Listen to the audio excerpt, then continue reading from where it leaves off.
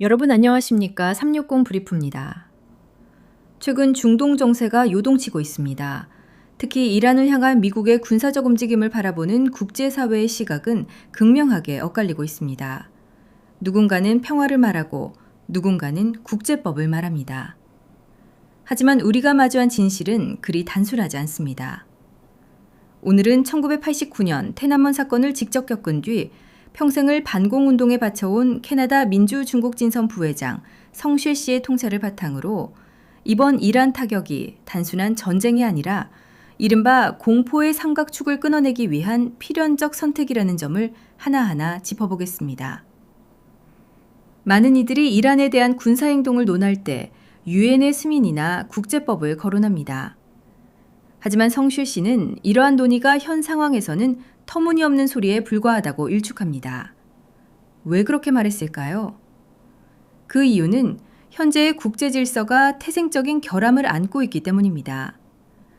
제2차 세계대전 이후 구축된 유엔 체제는 승전국 위주로 짜였으며 그 안에는 처음부터 소련, 현 러시아라는 공산주의 세력이 포함되어 있었습니다. 오늘날 중공은 유엔 안전보장이사회의 상임이사국으로서 거부권을 행사하며 자신들과 같은 독재 정권을 보호하는 방패막이 역할을 하고 있습니다.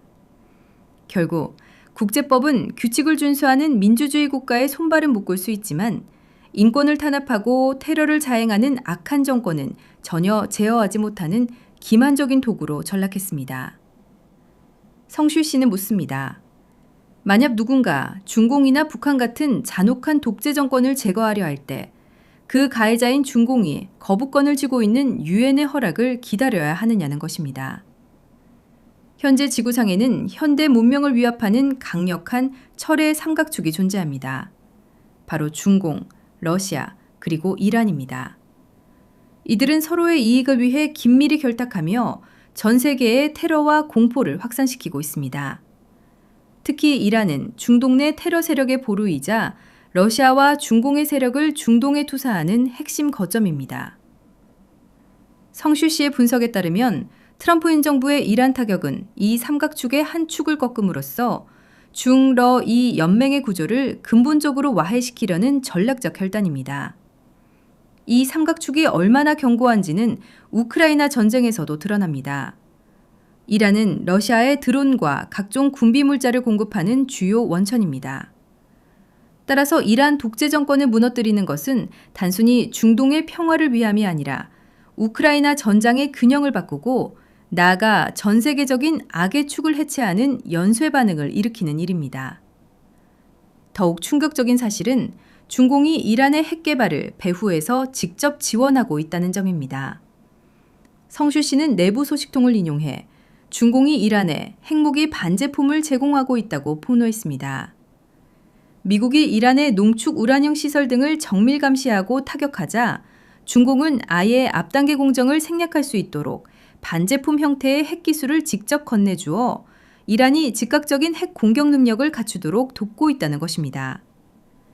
이는 이란이 국제사회의 제재를 비웃으며 핵 보유국으로 나아갈 수 있었던 결정적인 배경에 중공이 있었음을 시사합니다.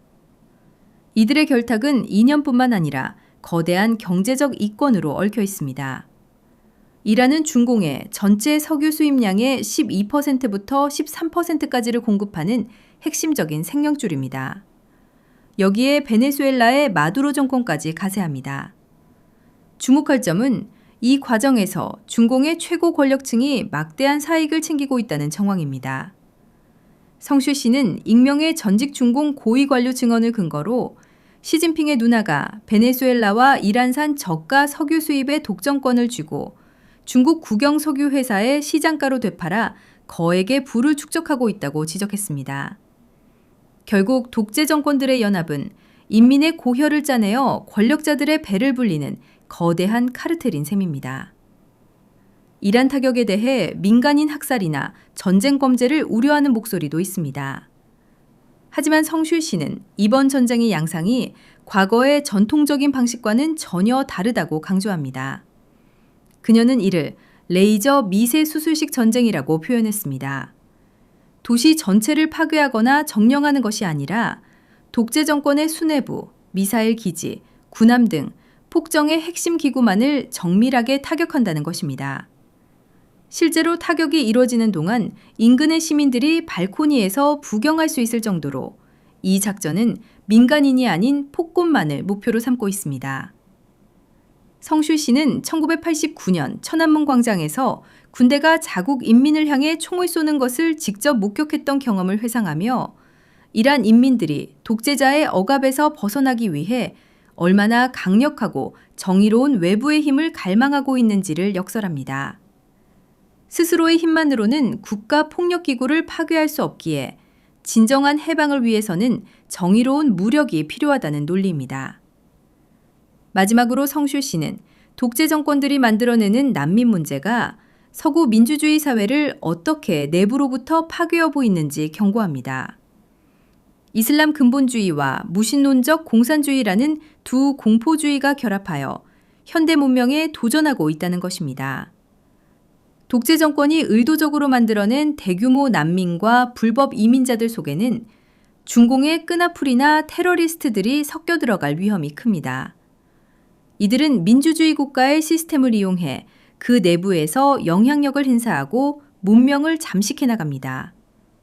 성슈 씨는 서구의 극좌 세력이 인권을 앞세워 이란 정권을 옹호하는 행태를 강하게 비판하며 이는 결국 우리 자신의 자유를 파괴하는 결과를 초래할 것이라고 경고합니다. 결국 이란 문제는 단순히 중동의 국지적 분쟁이 아닙니다. 이는 중공이 주도하는 공산주의 의제를 전 세계로 확장하려는 시도와 이를 막아내려는 자유진영 사이의 거대한 대결의 일부이기도 합니다. 성슈 씨의 말처럼 이제는 악을 제한하지 못하는 낡은 국제질서를 근본적으로 바꿔야 할 때일지도 모릅니다. 이란의 철권 통치를 끊어내는 것은 공포의 삼각축을 해체하고 인류의 보편적 가치인 자유와 민주주의를 지켜내기 위한 첫걸음이 될 것입니다. 오늘 준비한 소식은 여기까지입니다. 여러분은 국제법과 정의, 그리고 이 위험한 삼각축에 대해 어떻게 생각하십니까? 여러분의 의견을 댓글로 남겨주십시오. 구독과 좋아요는 진실을 알리는 힘이 됩니다. 시청해주셔서 감사합니다. 360 브리프였습니다.